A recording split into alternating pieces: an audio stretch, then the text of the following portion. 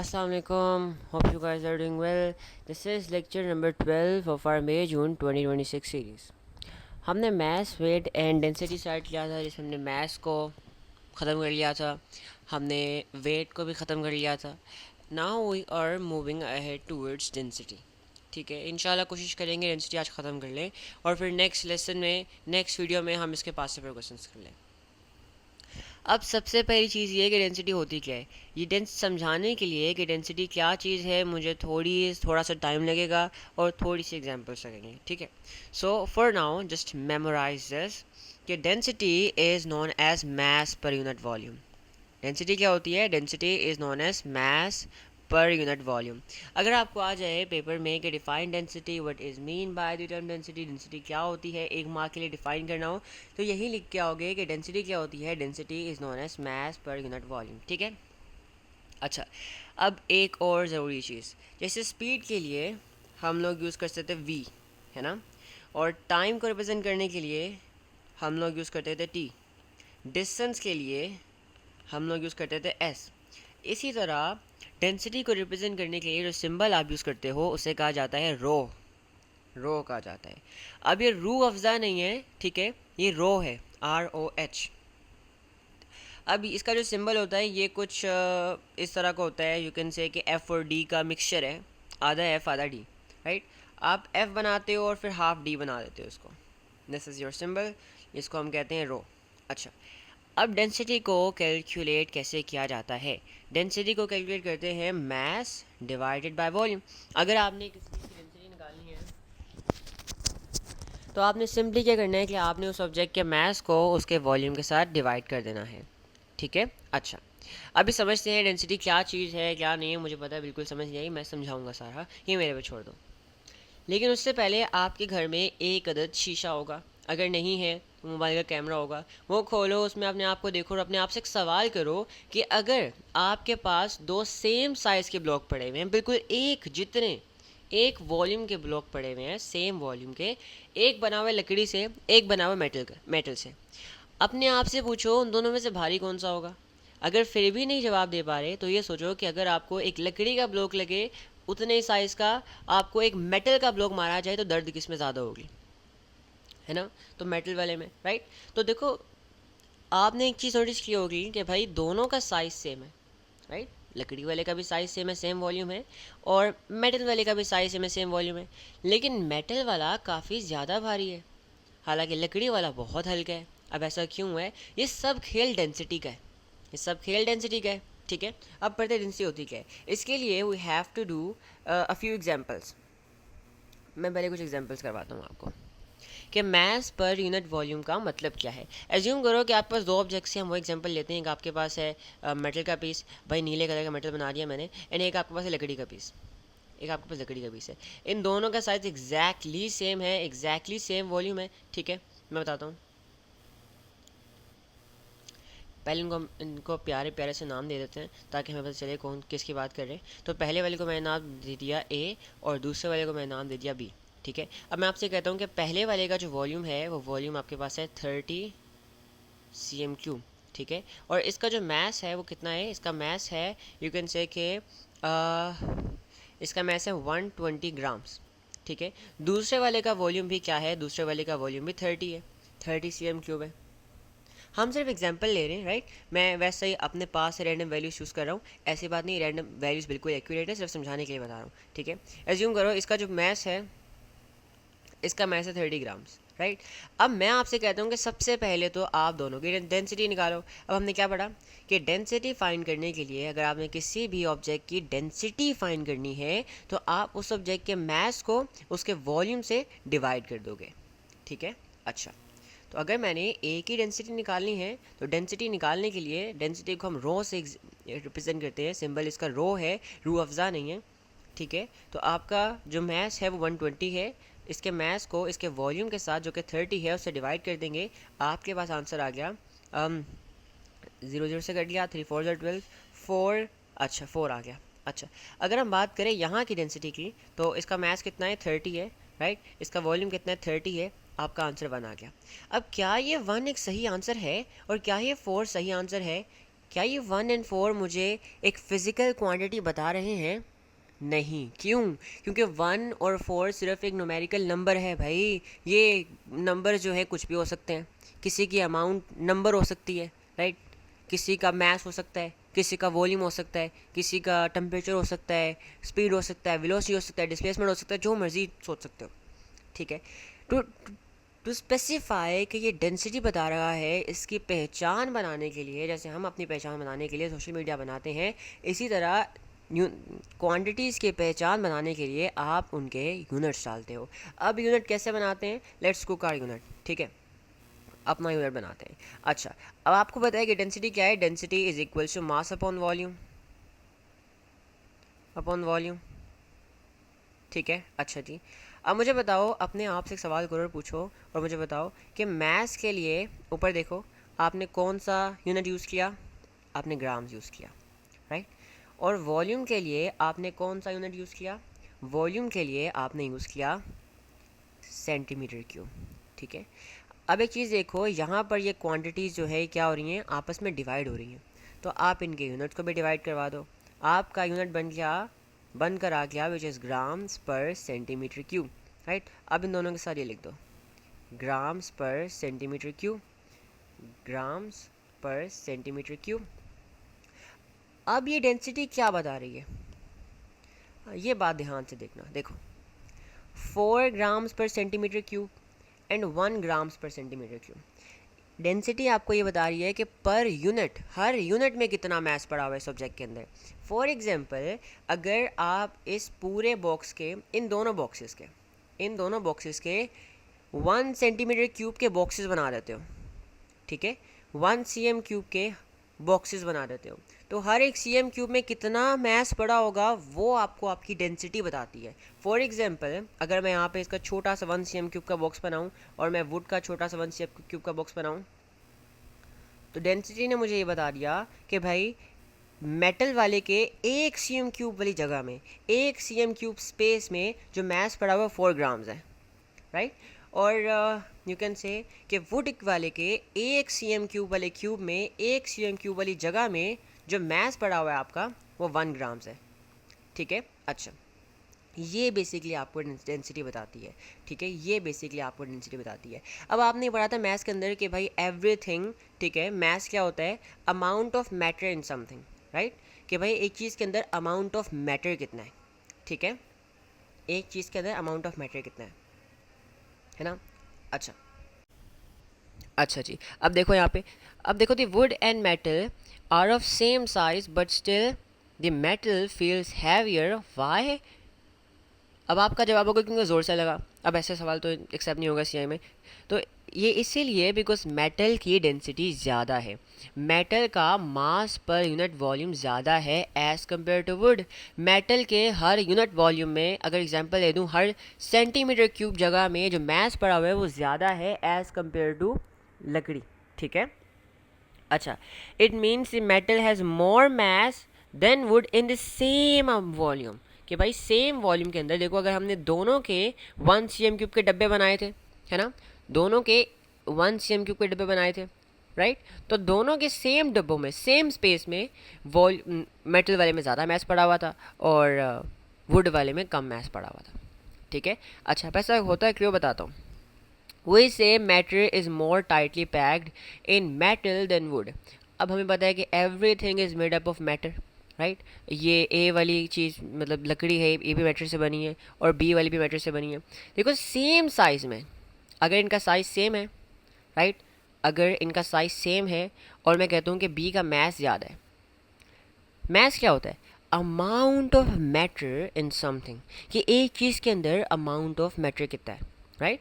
अगर बी का मैस ज़्यादा है, इसका मतलब ये है कि बी के अंदर अमाउंट ऑफ मैटर ज़्यादा है, राइट, ठीक है। तो हुआ क्या है कि देखो, ए के अंदर भी मैटर है एंड बी के अंदर भी मैटर है, राइट। ए वुड है, बी मेटल है, ठीक है। मैंने दोनों सेम साइज़ के लिए, लेकिन स्टिल मैस भारी था मेटल वाले का, क्योंकि इसके अंदर देखो ये मैटर के पार्टिकल्स, मैटर ज़्यादा है ए से, राइट। बी के अंदर मैटर ज़्यादा क्लोज है, ज़्यादा टाइटली पैक्ड है, ठीक है, लेकिन ए के अंदर दूर दूर है और कम है मैटर, राइट। तो बी की डेंसिटी ज़्यादा है, बी का मास अपॉन वॉल्यूम ज़्यादा है, this is called density. Would has less mass per unit volume while metal has more mass per unit volume. ठीक है, अच्छा जी। अब फॉर एग्जांपल मैंने यहाँ पे निकाली कि भाई जो ए है उसका मैस है 5 ग्राम्स पर सी एम क्यूब और बी का मैस है 20 ग्राम्स पर सी एम क्यूब। इसका मतलब ये है कि अगर आप इस पूरी चीज़ के 1 सी एम क्यूब के डब्बे बनाने बैठोगे ना, तो 1 सी एम क्यूब के एक डब्बे में 1 सी एम क्यूब के स्पेस में ए वाली एग्जाम्पल में 5 ग्राम पड़ा होगा, और वहीं पर बी में मेटल के अंदर अगर आप 1 सी एम क्यूब का डब्बा बनाओगे तो इसके अंदर जो मैस पड़ा होगा 20 ग्राम्स पर सी एम क्यूब होगा। ठीक है, in general, in really easy terms, density आपको ये बताती है कि किसी भी सब्सटेंस के अंदर मैटर कितना टाइटली पैक्ड है। मैटर जितना करीब करीब होगा, जितना टाइटली पैक्ड होगा, उतना ही ज़्यादा उसकी डेंसिटी होगी।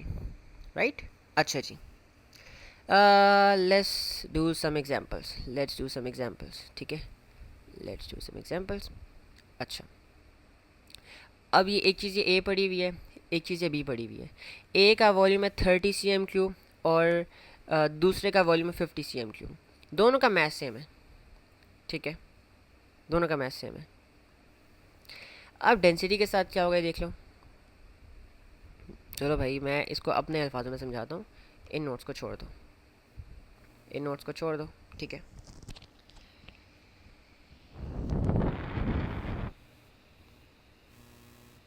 इसका मैथ है 10 ग्राम्स और इसका मैथ भी 10 ग्राम्स है। ठीक है, हमें पता है कि डेंसिटी कैसे फाइंड करते हैं, डेंसिटी फाइंड आउट करते हैं हम लोग मास को वॉल्यूम से डिवाइड करके। राइट, अच्छा अगर हम ए की डेंसिटी निकालें, इसका मास कितना है, इसका मास है 10 डिवाइडेड बाय वॉल्यूम। अच्छा सॉरी, मास को हम ले लेते हैं, सॉरी गलती होगी, मास को हम 100 ले लेते हैं, आई एम रियली सॉरी, थोड़ा सा सही वैल्यू लेते हैं जिसमें मज़ा भी आए। इसको 100 ग्राम्स ले लेते हैं, 100 ग्राम्स, एंड इसको भी एस 100 ग्राम्स ले लेते हैं। तो डेंसिटी फाइंड करने के लिए मैं इसके मास को विच इज़ 100 डिवाइड कर दूंगा इसके वॉल्यूम से विच इज़ 20। यहाँ पर भी डेंसिटी को फाइंड करने के लिए मैं इसके मास को 100 को डिवाइड कर दूंगा इसके वॉल्यूम से विच इज़ 50। तो यहाँ पे आई गेट 5 ग्राम्स पर सी एम क्यूब। ठीक है, एंड यहाँ पे आई गेट 2 ग्राम्स पर सी एम क्यूब। अगर आप देखो तो ये डेंसिटी जिसको मैंने अभी किया है सर्कल, जिसको मैंने अभी यू कैन से के डब्बे में डाला है, इसकी ये डेंसिटी ज़्यादा है as compare to this one. ठीक है, अच्छा अब देखो हुआ क्या, इन दोनों का मास सेम था। राइट, फ़र्क ये था कि पहले वाले का वॉल्यूम कम था, दूसरे वाले का वॉल्यूम ज़्यादा था, है ना। सो हुआ क्या कि ए की डेंसिटी ज़्यादा आई, बी की density come I, even though the mass was same. Now here come the relations, here come the relations. अब देखो यहाँ पे जो डेंसिटी होती है ना, डेंसिटी का इनवर्स रिलेशन है वॉल्यूम के साथ। इसका मतलब ये है कि अगर आप डेंसिटी को अगर आप वॉल्यूम को इंक्रीज़ करते हो तो डेंसिटी डिक्रीज़ कर जाती है, अगर आप वॉल्यूम को डिक्रीज़ करते हो तो डेंसिटी इंक्रीज़ कर जाती है। ऐसे समझो कि डेंसिटी और वॉल्यूम का बहुत दुश्मनों वाला रिलेशन है। अगर एक बंदा आगे बढ़ रहा होगा दूसरा बंदा पीछे आ रहा होगा, अगर एक बंदा पीछे जा रहा होगा दूसरा बंदा आगे जा रहा होगा। ठीक है, so as you can see for the same mass तो same है, when you increases the volume the density decreases and when you decreases the volume the density increases। अब ये हुआ किस लिए, मैंने आपको ऊपर भी बताया कि डेंसिटी बताता है कि एक ऑब्जेक्ट के अंदर अमाउंट ऑफ मैटर कितना टाइटली पैक्ड है। मैस सेम है, मतलब दोनों में अमाउंट ऑफ मैटर सेम है। राइट, लेकिन ए में क्या है, वही amount of matter come space में पड़ा हुआ है, ज़्यादा करीब करीब होगा, ज़्यादा टाइटली पैक्ड होगा। लेकिन बी के अंदर वही अमाउंट ऑफ मैटर ज़्यादा स्पेस में पड़ा हुआ है, तो थोड़ा दूर दूर होगा। ठीक है, होप इट मेक सेंस। अच्छा अगर हम बात करें मैथ्स की, एक और एग्जांपल करते हैं जिसके अंदर मैथ्स की एग्जांपल लेते हैं। अब इसके अंदर जो वॉल्यूम है ना, दोनों के अंदर मैं लिख देता हूँ, इसका जो वॉल्यूम है वो कितना है, इसका वॉल्यूम अज्यूम कर लो 10 सी एम क्यूब, इसका वॉल्यूम पे कितना है 10 सी एम क्यूब। दोनों के साइजेस बिल्कुल सेम है, लेकिन पहले वाले का मैस है, एज्यूम कर लो पहले वाले का मैस है 200 ग्राम्स, दूसरे वाले का मैस है यू कैन से 50 ग्राम्स। ठीक है, अगर मैं कहूँ इन दोनों की डेंसिटी निकालो, तो डेंसिटी क्या होती है? डेंसिटी होती है मास अपॉन वॉल्यूम, राइट। मास कितना है आपके पास? मास है 200। अगर आप इसको 10 से डिवाइड कर रहे हो, you get 20 grams per cm3। और अगर आप डेंसिटी को इधर फाइंड आउट कर रहे हो, तो मैस अपॉन वॉल्यूम ही होता है डेंसिटी। मैस कितना है आपके पास? मैस आपके पास है 50, वॉल्यूम कितना है 10, राइट। तो आपके पास क्या हुआ? Density comes out to be 5 grams per cm3। ठीक है। अब ज़रा ध्यान से देखो कि सेम वॉल्यूम, जब वॉल्यूम सेम था, राइट, तो जिसका मैस ज़्यादा था उसकी डेंसिटी ज़्यादा थी, जिसका मैस कम था उसकी डेंसिटी कम थी। यहाँ से हमें एक और चीज़ का अंदाज़ा हो गया, एक और रिलेशन पता चल गया, और वो रिलेशन ये है कि डेंसिटी का जो रिलेशन है मास के साथ वो डायरेक्ट है, कि अगर आप मास को इंक्रीज़ करते हो, density will increase, and if you decrease the mass, if you decrease the mass, the density will decrease as well. ठीक है, दिस इज डेंसिटी, और ये रिलेशन बहुत ज़रूरी है। डेंसिटी का जो रिलेशन है वॉल्यूम के साथ वो इनवर्स है, डेंसिटी का जो रिलेशन है मास के साथ वो डायरेक्ट है। ठीक है, अच्छा, आई होप यहाँ तक सबको समझ आया हो। अच्छा, अब हम बहुत ज़्यादा मज़े की चीज़ सीखने जा रहे हैं, वो ये है कन्वर्जन। सबसे पहली चीज़ हम लोग सीखेंगे वो ये है conversion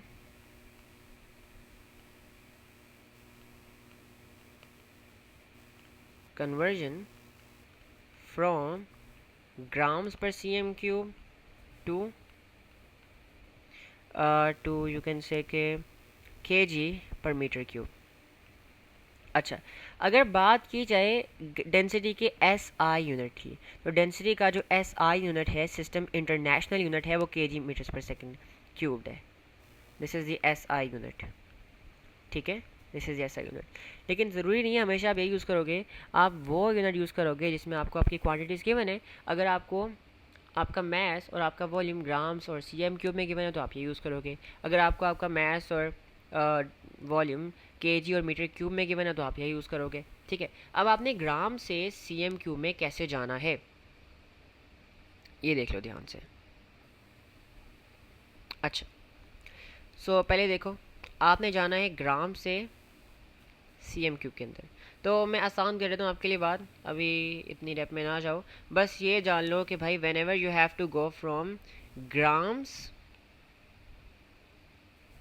to cm cube, or grams per cm cube to kg per metre cube, आप सिंपली 100 से 1000 से डिवाइड कर देते हो। क्या करते हो? 1000 से डिवाइड कर देते हो। Oops sorry sorry sorry, you multiply by 1000, I am really sorry. ठीक है, बस ये चीज़ रट लो, जस्ट मेमोराइज दिस। ठीक है, डोंट गो इन डिटेल्स, आपको डिटेल्स नहीं आएंगी, बस याद कर लो कि जब भी ग्राम्स पर cm क्यूब से kg पर मीटर क्यूब में जाओगे आप 1000 से मल्टीप्लाई करोगे। अगर फॉर एग्जांपल मैं आपको कहता हूँ कि जो वाटर है, वाटर की जो डेंसिटी है वो है 1 ग्राम्स पर cm क्यूब, आप इसको कन्वर्ट करो kg पर मीटर क्यूब में, तो सिंपली इसको 1000 से मल्टीप्लाई कर दो, राइट। तो 1 को 1000 से मल्टीप्लाई करोगे, आपकी density grams per cm cube से उठ के चली जाएगी kg पर मीटर क्यूब में। Hope it make sense. अच्छा, अब एक और बहुत ज़रूरी चीज़ करनी है, आई होप ये समझ आ गया आपको। अब क्या करवाना था मैं भूल गया, एक और बहुत ज़रूरी चीज़ थी, यस, बहुत बहुत ज़्यादा याद आ गई। ठीक है, एज्यूम करो आपके पास एक मेटल का पीस था। ठीक है, आपके पास एक मेटल का पीस था, राइट, और उस मेटल के पीस का जो वॉल्यूम, जो मैस था, द मैस वाज 100 kgs, और इसका जो वॉल्यूम था इट वाज 20 cm क्यूब। ठीक है, अच्छा, अब आप इसकी डेंसिटी निकाल लो। Density is mass upon volume, mass को वॉल्यूम से डिवाइड कर दो, 100 डिवाइडेड बाई 20, आपके पास आ गया 5 kg पर मीटर क्यूब। मेरा सवाल ये नहीं है, मेरा सवाल ये है कि अगर आप इसको आधा तोड़ देते हो फिर क्या होगा? आपने इसको हाफ़ कर दिया, फॉर एग्जांपल आपने इसका साइज़ एग्जैक्टली हाफ़ कर दिया, तो क्या डेंसिटी भी हाफ़ हो जाएगी? सोचो ज़रा बैठ के, ठंडे दिमाग से सोचो कि अगर आपने एक चीज़ को आधा कर दिया, आपके पास एक मेटल का पीस था, ठीक है, आपने उसको दरमियान से तोड़ दिया, आधा कर दिया दरमियान से, तो डेंसिटी के साथ क्या होगा? क्या वो कम हो जाएगी, ज़्यादा हो जाएगी, हाफ हो जाएगी, बढ़ जाएगी? क्या होगा उसके साथ? अपने आप से सवाल करो, सोचो। तो डेंसिटी के साथ लेट्स सी। अच्छा, अब क्योंकि ये हाफ़ हो गया तो मैस भी हाफ़ हो जाएगा। जब साइज़ हाफ़ हो गया तो मैस भी हाफ़ हो गया। इसका मैस हो जाएगा 50 ग्राम्स और इसका जो वॉल्यूम है वो हो जाएगा 10 cm3, क्योंकि हाफ़ हो गया ना। अगर अब इसकी डेंसिटी निकाली जाए तो मास अपॉन वॉल्यूम होता है ना। मास कितना है? Mass is 50। वॉल्यूम कितना है? वॉल्यूम 10 है। स्टिल आपका आंसर सेम आ रहा है भाई, ये कैसे हो गया भाई? हमने जब हाफ़ कर दिया, ऑब्जेक्ट को, तो डेंसिटी तो बढ़नी चाहिए, लेकिन ये सेम क्यों आ रही है? तो मेरी चीज़ याद रख लो कि density depends material to material, ठीक है। मतलब कॉपर की एक स्पेसिफिक डेंसिटी है, और चाहे कॉपर का आप जितने मर्जी साइज़ का पीस ले आओ, चाहे पूरे घर जितना पीस उठा लो, चाहे बहुत छोटा नन्ना सा पीस उठा लो, उसकी डेंसिटी सेम ही होगी। प्योर कॉपर की डेंसिटी सेम होगी, right. Density varies from material to material. Copper की अपनी डेंसिटी है, आयरन की अपनी डेंसिटी है, स्टील की अपनी डेंसिटी है, वुड की अपनी डेंसिटी है, पानी की अपनी डेंसिटी है। हर चीज़ की एक स्पेसिफिक डेंसिटी है, ठीक है। हर चीज़ की एक स्पेसिफिक डेंसिटी है। वैन डेंसिटी मटेरियल से मटेरियल डिपेंड करती है। अगर आप एक कॉपर का पीस लेके आओ, उसके हज़ारों टोटे कर दो, हर टोटे की डेंसिटी सेम होगी, ठीक है। हर टोटे की डेंसिटी सेम होगी, ऑलराइट, इट मेक सेंस। अब ऐसा होता है कि मैं देखो, आपने जब इसको हाफ़ किया तो आपने इसका साइज़ को हाफ़ कर दिया ना, आपने इसके वॉल्यूम को हाफ़ कर दिया। और अभी हम पढ़ के आए थे कि वॉल्यूम का जो रिलेशन है डेंसिटी के साथ, वो क्या है? वो इन्वर्स है। इन्वर्स रिलेशन का मतलब ये है कि अगर आप एक चीज़ को बढ़ाओगे या कम करोगे, दूसरी बिल्कुल ऑपोजिट बिहेव करेगी। तो जब आपने वॉल्यूम को हाफ़ किया, डेंसिटी को तो डबल हो जाना चाहिए, है ना। लेकिन ये देखो, जब आपने वॉल्यूम को हाफ़ किया, आपने मैस को भी तो हाफ़ किया ना, तो ओवरऑल चेंज कोई नहीं आया। आपने डेंसिटी को हाफ़ किया, सॉरी, आपने वॉल्यूम को हाफ़ किया, डेंसिटी डबल होगी। आपने मैस को हाफ़ किया, डेंसिटी फिर हाफ होगी, वहीं के वहीं आ गई, ठीक है। तो इसी तरह density depends from material to material. अगर आप एक कॉपर का पीस लो, उसके 100 टोटे कर दो, या गोल्ड का पीस लो, उसके 100 टोटे कर दो, उसकी डेंसिटी सेम ही रहेगी। होप इट मेक्स सेंस, जहाँ तक समझ आओ। यहाँ से इंशाल्लाह आगे कंटिन्यू करेंगे। We are not yet done with the density, ठीक है। There is one concept left which is really really really important, ठीक है। सो ये ना समझना कि सर ने पूरा करवाया नहीं है, बस कोशिश ये करता हूँ कि वीडियो ज़्यादा बड़ी ना हो, क्योंकि बड़ी होती है ना, तकरीबन अब मुझे 1 घंटा लगा तकरीबन रिकॉर्ड करने में, राइट, क्योंकि इंटरवल्स देने होते हैं, बीच में गलतियाँ हो जाती हैं। उसके बाद मुझे तकरीबन आधा घंटा या घंटा लग जाएगा। अगर 30 मिनट से ऊपर तो मुझे घंटा तकरीबन लग जाएगा एडिट करने में, और फिर अपलोड होने में तकरीबन 15 से 20 मिनट लगाती है, और फिर यूट्यूब पे अपलोड होने के लिए तकरीबन आधा घंटा लग जाता है पूरा का पूरा। फिर थंबनेल डिज़ाइन करना, राइट, उसको अपलोड करना, डिस्क्रिप्शन डालना वगैरह, उसमें बहुत टाइम लग जाता है। सो इसीलिए मैं कोशिश ये करता हूँ कि रोज़ वीडियो डालूँ, लेकिन थोड़ी छोटी डालूँ, ताकि मैं रोज़ डाल पाऊँ, ठीक है। तो मिलते हैं इंशाल्लाह नेक्स्ट वीडियो में, तब तक के लिए अल्लाह हाफ़िज़।